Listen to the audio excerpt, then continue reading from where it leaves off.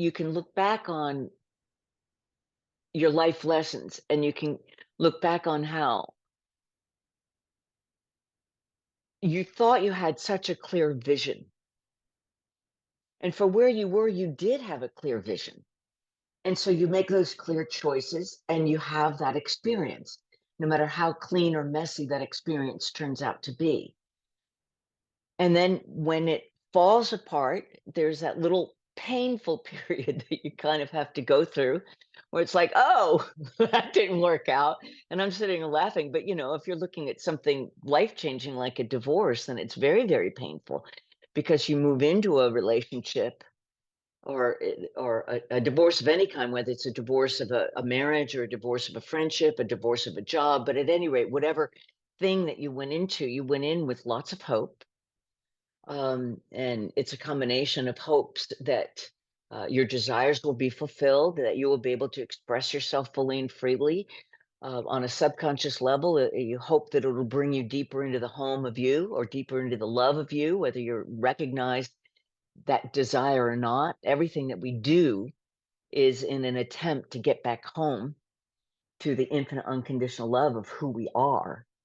So no matter how misbegotten the attempt may be, but it's when you look back at the life lessons and you look at the experience and you're able to break it down and you're able to unpack it and you start to see, well, that's what I was looking for. I didn't get it, but I learned this from it.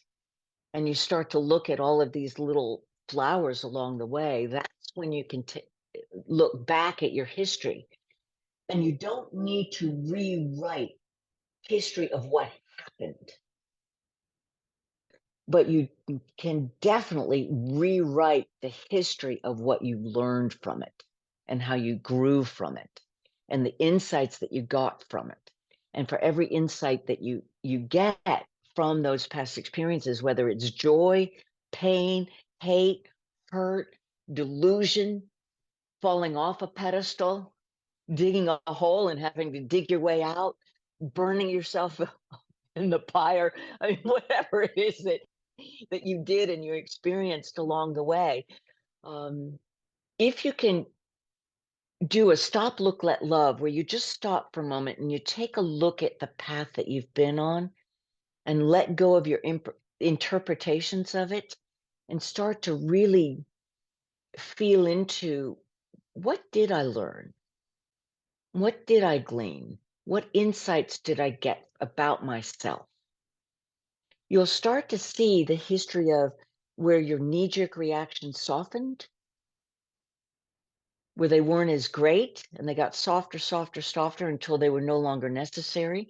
So you can look at that path that you went on, or you can look back and see how you stopped looking in the mirror or stopped looking for other people to mirror to you your self-worth. You can start to see the victim tyrant games that you played with yourself. You can start to see how that inner critic voice of you're not enough, you're too much, you're not lovable, you're don't do this, don't do that. All the things are little inner critic will tell us. You could start to see how that voice changed or reinforced depending upon the choices that you made at each choice point or each stop, look, let love moment, crossroads that you're at. And if you really go back and take a look at the path that you were on and take a moment to really frame it as, what were my blessings? Then in that moment of saying, what were my blessings? That iron cloak that you were wearing gets transformed into gold dust, and that's alchemy. That's spiritual alchemy in one of its finest forms, not its finest form, not its only form, but one of its finest forms. And the nice thing about it is that we've got that free choice to take a moment for that self-introspection and to do it with love and to take the judgment hat and the judgment cloak off. And, that's the challenge. because that's part of the past conditioning to have all of those judgments and to carry that with you. But the more you do that, then the less you're also dragging the carriage that's filled with rocks of your past, and you stop being the mule and you let go of that yoke.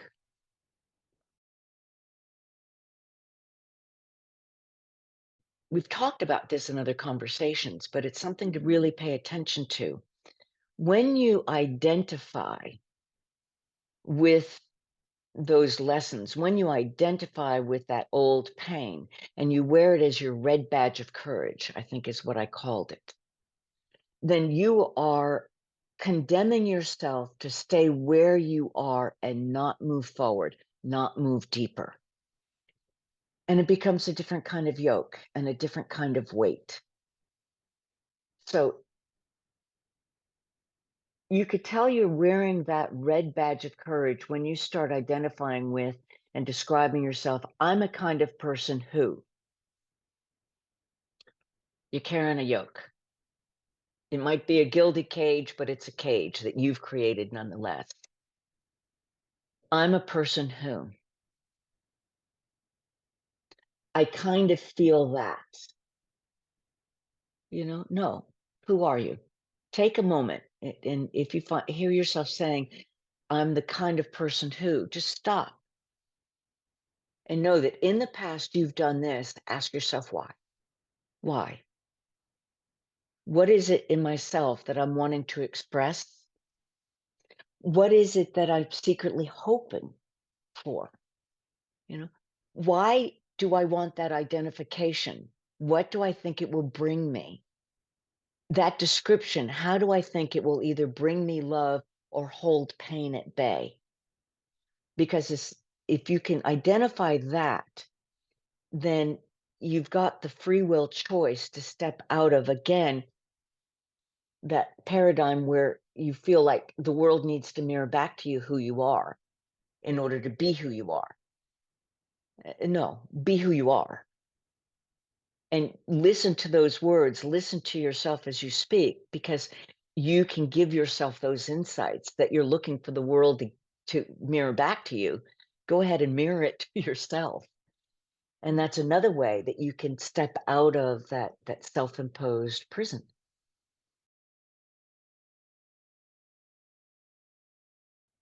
So honor the path that you're on. Honor where you are. Appreciate what it took to get to where you are. Consider where you want to go next, not for the destination, for what you feel you want to express from center to circumference of who you are and what contribution you can make in the world and how you can grow through that and let new illuminations come. Because we are designed and we are created to evolve and to ascend into ever deepening levels of infinite unconditional love. Now, we might go the long road, or we might go around our derriere to get to our elbow. I softened that up for YouTube. But you can do your own adjectives or do your own body parts for that.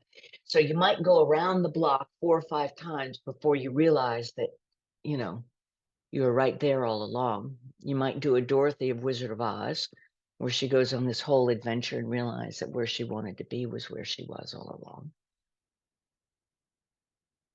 Or you might do like I did, where after I traversed that whole labyrinth of transforming the walls of the labyrinth and this and that and doing this whole journey until one day in meditation, it all melted away.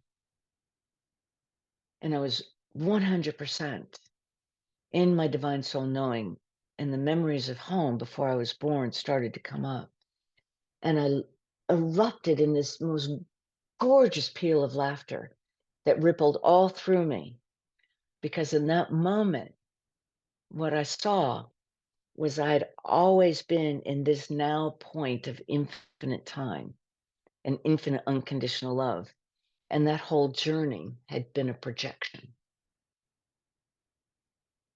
of the labyrinth, and I was the one that had been projecting out onto the walls. Even on those times where I thought the walls and the people were projecting to me. It's amazing, this earth experience. It's amazing what power love has to transform. And it's amazing how gorgeous the journey is back into the infinite unconditional love of your divine soul knowing. Thank you so much for listening, and thank you so much for being interested in learning on how to live your light more fully and freely with emotional freedoms that you haven't even yet begun to dream of. And that gives you the courage and clarity to live your divine soul purpose. Now, just so that I play well with the algorithms here on YouTube, be sure to like the video. Please leave me a comment, because I do love more two-way conversations, and subscribe if you want to stay in touch with any of the new material that I'm putting out there.